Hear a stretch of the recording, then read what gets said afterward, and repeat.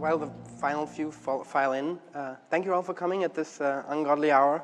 I've been at this thing for 5 days and I'm tired. I guess most of you are too. Before I get started, just a quick show of hands. Who here is working on their own game or on an indie game? Right, excellent. That's most of you, and that's sort of the audience for this thing, as am I. I am an indie. I'll get back to that in a second. All right, let's get started. If you're an indie, you may have seen this, but you don't want to end up with that. It's still so good. Like just the timing and the pacing of it is perfect, and it's so sad, and you want to avoid that. We all want to avoid that. And I mean, if you want to avoid that, what you have to do is you have to sell your game. That's basically the heart of it. If you want to make money, you have to sell your game. But if you're an indie or a small team, it's not really about selling your game. It's much more about selling yourself.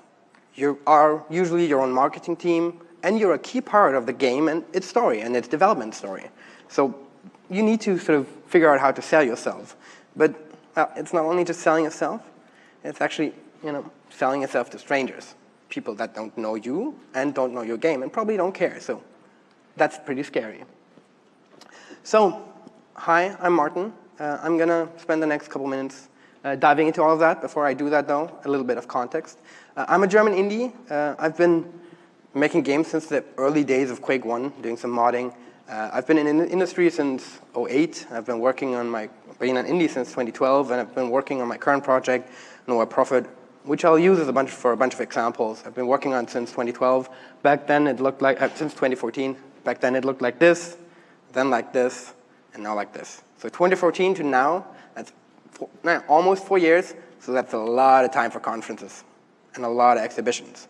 And what I want to do is, in the next couple minutes, I want to help you sort of find your strangers and talk to them. So, that's it. You have a game. Yeah, that's a big pile of work. That's hard to do. But what do you do next? You want to get it out to people.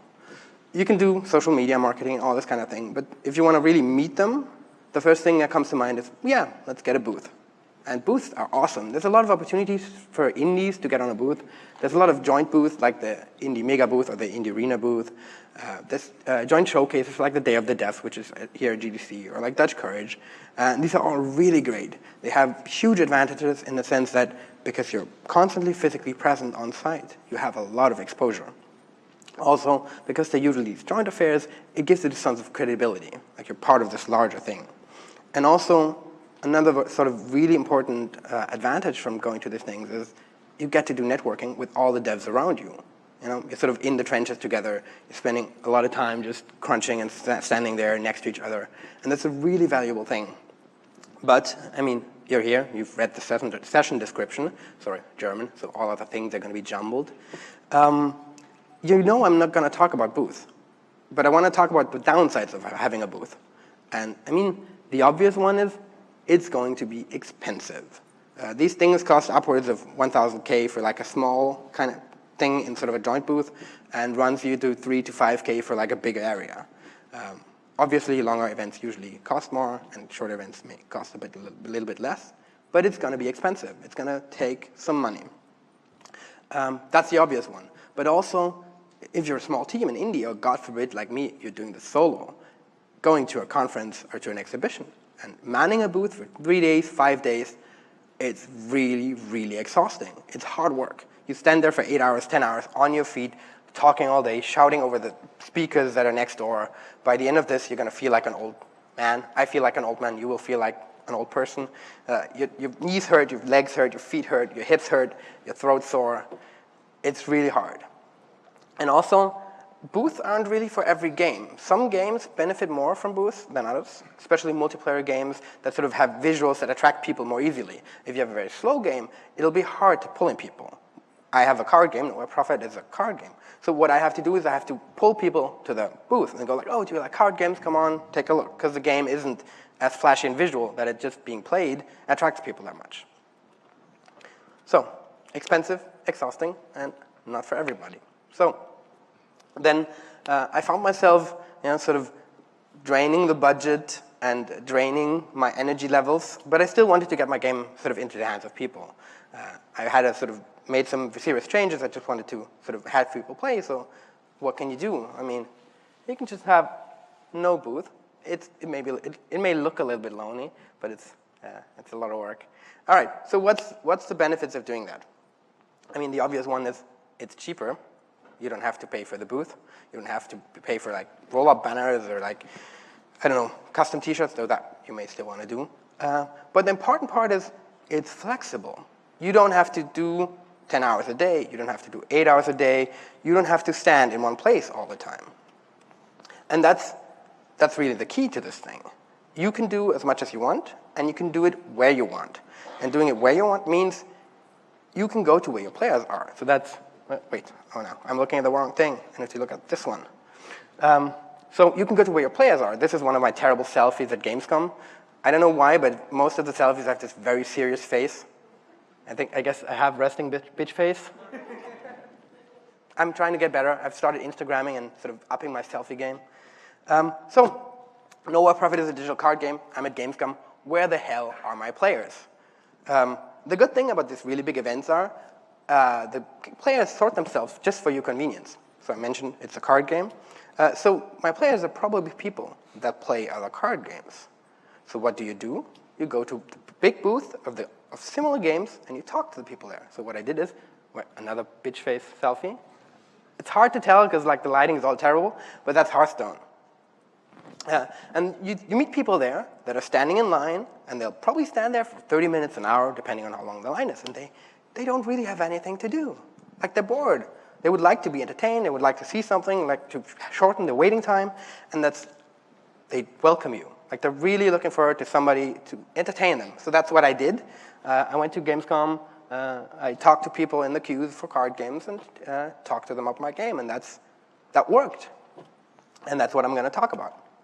So, you can show off your game without a booth. You do not need to spend thousands of dollars into and getting this huge setup. It has its advantages, but sometimes it's not what you want to do. So, let's get into the details. Okay, so I've sort of split this apart into 3 things. First one is the goals, the sort of things you should think about before you get started. The preparation, the sort of things you should do before you hit the show floor. And the approach, what you do once you're there. Break for a drink. So, the goals. It basically boils down to, why do you want to do this? So you don't have a booth, but you still want to show your game. And it's still going to cost you. Like, this isn't going to be for free. You still have to travel. You have to get the ticket for the event. You have to pay for accommodation. It's going to cost you time, energy, and money. This is all stuff you could invest in your game. So figuring out why you want to do this helps you sort of understand why you do this investment. It'll also help you be more prepared once you're on site. There's a limited amount of time you have on site, and you want to make as much of that as possible. And if you have sort of multiple goals, it helps you to prioritize, so you know which ones you can go first while you're still energized. This is going to be a sort of strenuous, draining experience. You're going to talk to people all the time. For some, that's easier to do than for others, but it still requires energy. I'm going to come back to energy a couple times, I think. All right, so I'm going to go over a bunch of example goals I've sort of seen myself and sort of heard from others. There's not an exhaustive list, so if you have any that you want to talk about, please do come up to the mic afterwards. The first one is sort of obvious. We want exposure. We want people and players to see our game. So press is a good multiplier. And that's a good idea. There's a bunch of things you should consider when you want to target press when you're at the event. First off, it's probably a good idea to reach out beforehand. If you've been to the talk prior to this, reaching out to people beforehand will make them remember you and sort of feel like they're more familiar with you. However, if you're just a small studio, you're very unlikely to get a lot of feedback from like big name sort of news outlets. Still, you should try. Also, for press, the really large events are really good because there's going to be more press, more different people to meet. And also, these large events usually have sort of specific press days or sort of specific press areas that you can sort of hang out at. When you meet press, it's also really important that you have something they can remember you by. They go to these shows to see a lot of games, and yours is just one of a lot of them. So try and give them something that they can remember you. Also, you should definitely have a press kit in place. There's a lot of solutions for press kits, sort of like do press kit or differently, and making a press kit is sort of its own talk.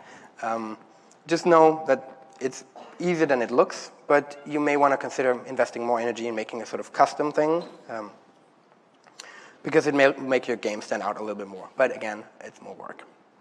But in the end, when you want to go and meet press, keep in mind, press are there for stories.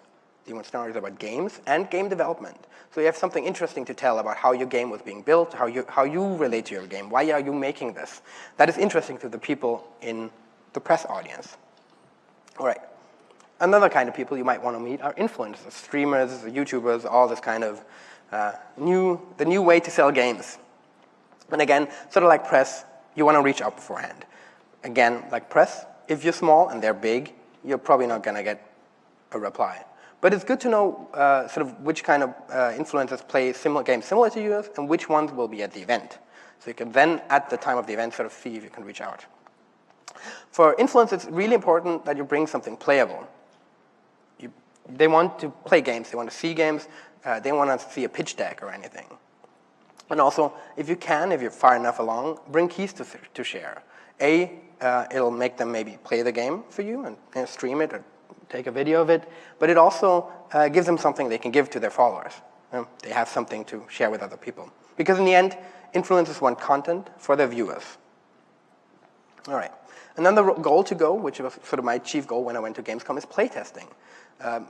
Conferences are really good to get a lot of people that are sort of in your target audience to play your game in quick succession and see them play it.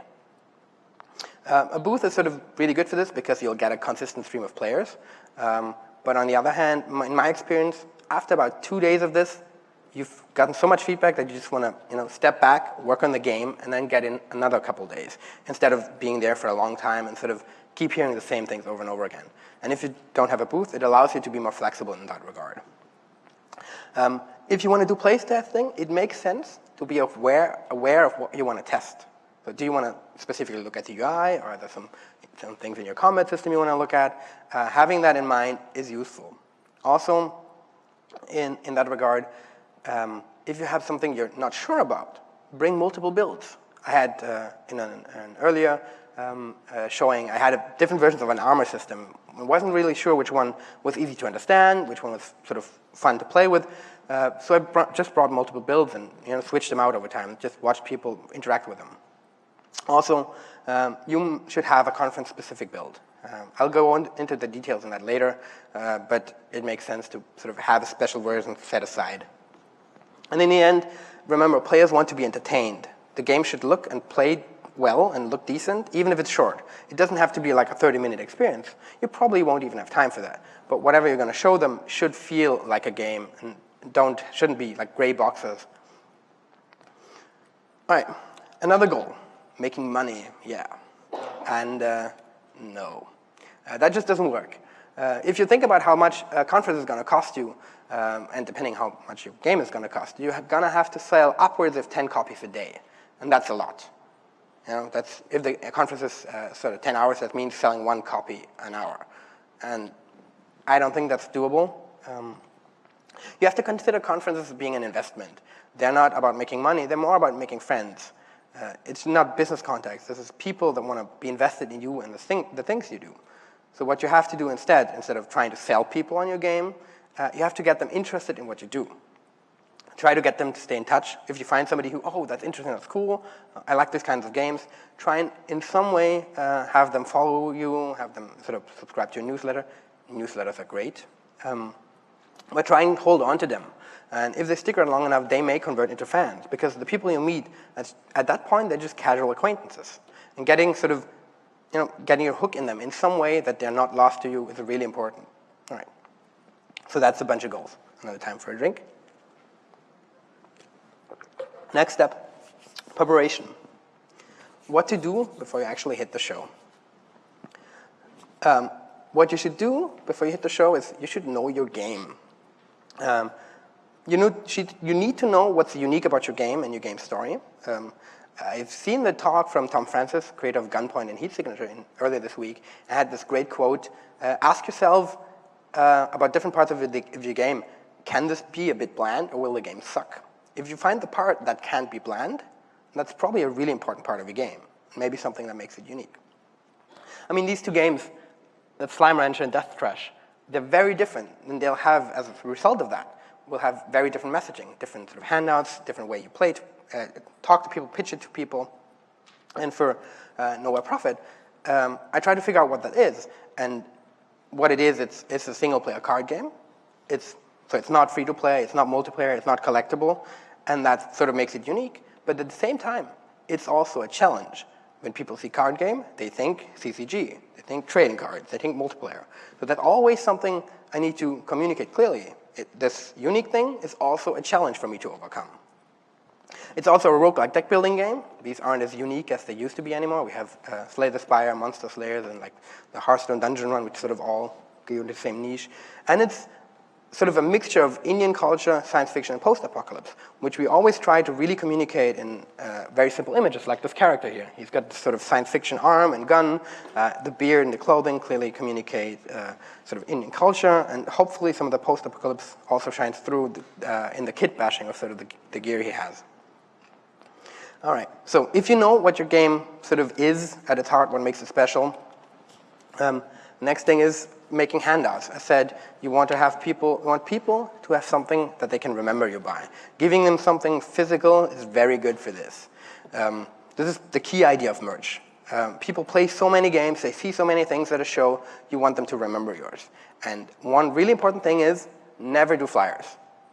They don't work. The issue with flyers is they're sort of this big size and they tempt you to add too much text. And text is boring. If you ever had a text-heavy game, I have a text-heavy game, and you see players play a game, they just click through the text. The same happens with the flyer. You look at it, you trash it. Also, flyers are often sort of very light and cheap and sort of crumble. And if somebody hands you a flyer, what do? You fold it neatly and put it in your pocket? No, you probably just sort of go squish it in there. Or if you have like a bag, you just throw it in there, and at the end of the show, it's going to be crumpled mess at the bottom. You pull out everything, you see this thing, and you go like, ugh. So don't do that. Don't do flyers. Instead, make something more high quality. Make postcards, stickers, buttons, anything.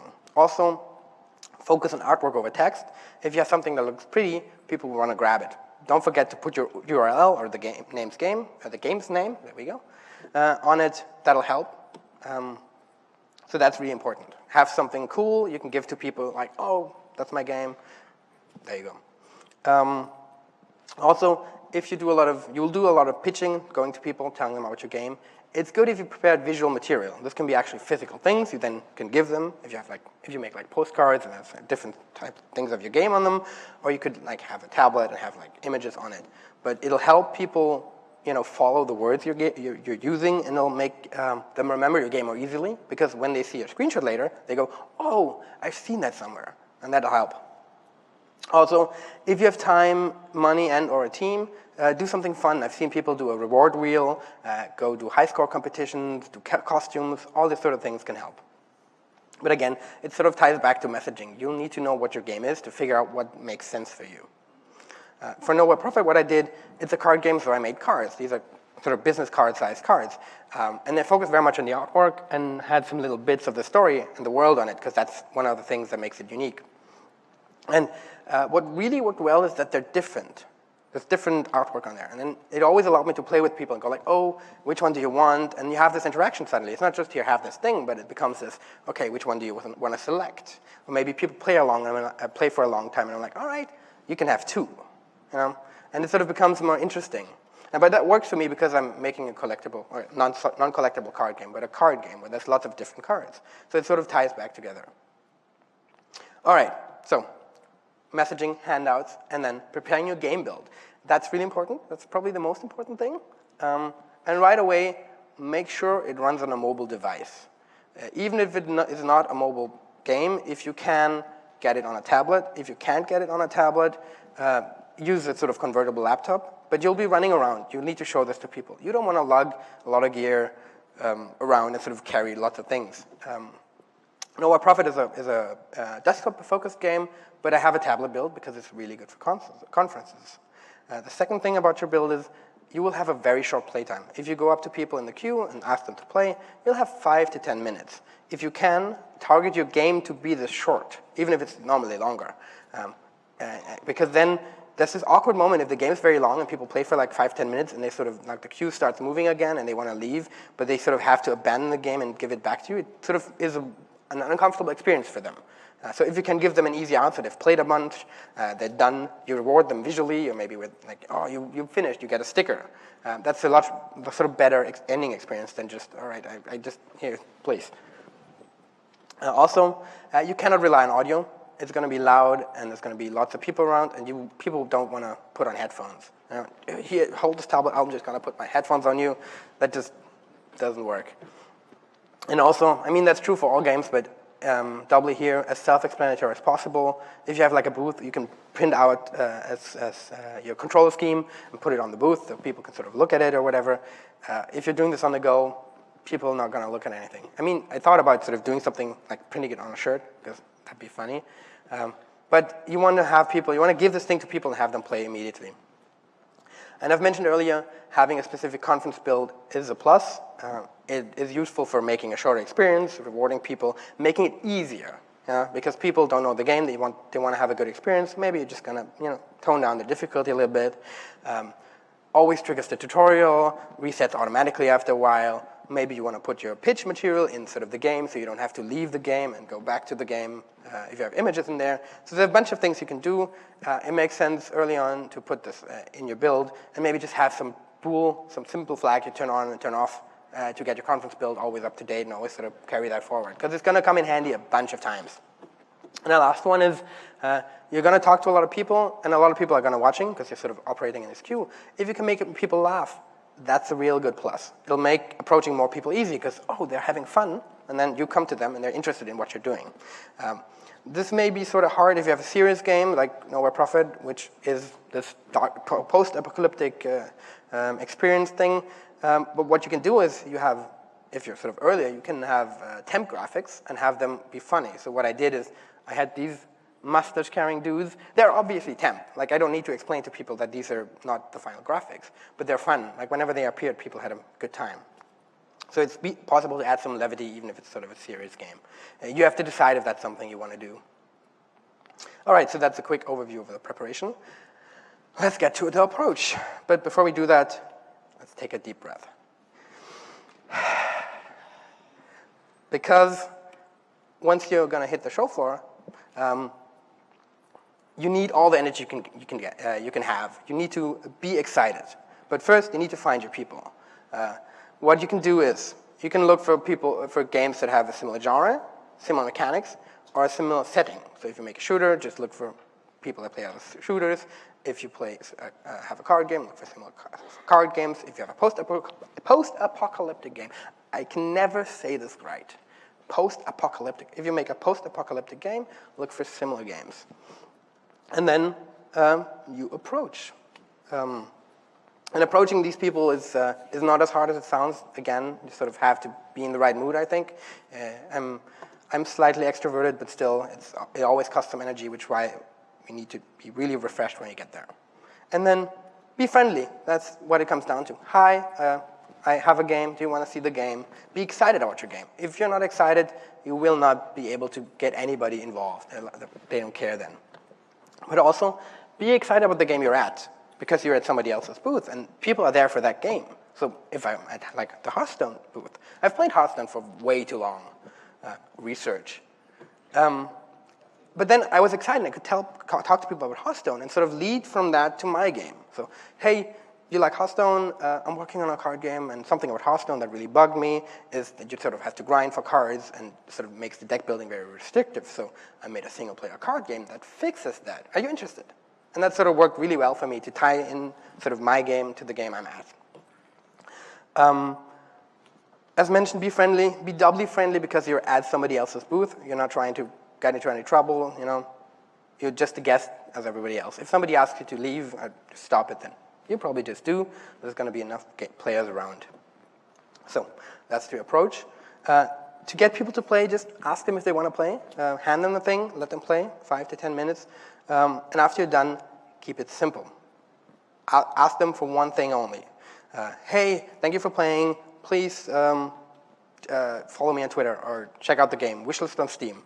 Whatever it is, give them one thing to do and give them something to sort of remind them where to do it. What I tried to do in the beginning is to ask for newsletter subscriptions, because I like newsletters. And I had this clipboard with me. And I wanted to write all the emails on there. And that did not work at all, because it made me look like the pollster, like one of the guys you see in the mall who ask you political questions, and nobody likes those guys. So that went into the bag real quickly. But try to give them something to do. All right. And those, again, as I said earlier in making friends, if any of them are really interested, try and hold on to them. Maybe ask them if they want to be beta testers. Maybe they can get a key if they test for a while. Whatever you're going to do, try and grab them and hold on to them. So there's the queue. You can approach the queue. You can make the queue play. You'll have 5 to 10 minutes of playtime. But if that's not long enough, you may want to look at the stragglers. These are sort of the people that are around the booth you're at, say around Hearthstone, but they're not standing in line. They're just waiting or like watching the screens. And these people have time for longer sort of play sessions. They're not sort of moving and going to get somewhere specific. So you can approach them, hey, Hearthstone, my game. Let them play if they're interested. You have a longer session, and you have more time for questions afterwards. And usually, because it's sort of a relaxed, more relaxed environment, it also works a lot better to sort of get them to sort of subscribe or get them to do something on the spot instead of sort of giving them something to do afterwards. Also, it sort of seems to be easier to give people the headphones here because they're not moving. They're usually sort of standing somewhere specific, but that sort of depends on how you run it, I guess. All right, press. So we're on the go. We have everything mobile. We can talk to press. On the big events, you can look for the press badges. Here at GDC, there's this little media stripe. For Gamescom, they have a sort of like slightly pink badge. If you know what it looks like, you can spot it. So if you see somebody from the press, you can just go, hi, I'm making a card game. Are you interested in card games? And then sort of give them the pitch. Here, again, stay friendly, stay professional. You don't have to, if they're like, no, I'm in a hurry, or no, I don't care, just, we're sort of on the time. All right, so be friendly, be respectful, and try and get their contact details. Try to give them something, but they may have gotten so many cards, seen so many games, they may not be doing the follow-up. So if you get their contact details, you're in charge of the follow-up, and that's more valuable. Influencers are sort of hard to spot because they don't have special badges, but if you know who's there and what they look like, you can reach out on social media and go like, hey, I'm around, I can come to where you are and show you my game. That's really useful.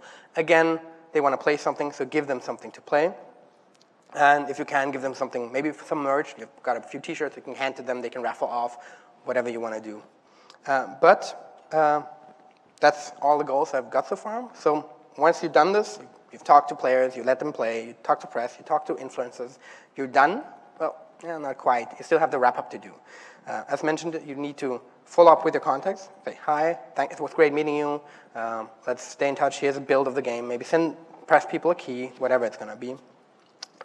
If you have people subscribe to a newsletter, send out a newsletter and say, hey, welcome new fans. Maybe you've taken some good pictures of the of the event and sort of the fans you played. You can put that in there. That'll make people more likely to share. Or you do something like this and make a talk about it. All right, so to wrap it up, because I sort of have to race through this, find out why you're going and prepare accordingly. Make sure your game and all your materials are sort of good to go on the fly. Yeah? Have your cards in a pocket and know which pocket they're in. Have the cards you get in another pocket so you don't sort of go like, ugh, wait, where's everything? And approach, know where your audience goes, and be excited. That helps. Just loving your game and being excited sort of infects people. So, and that's it. I'm at the end, and I'm going to finish with one clear call to action. Follow me on Twitter.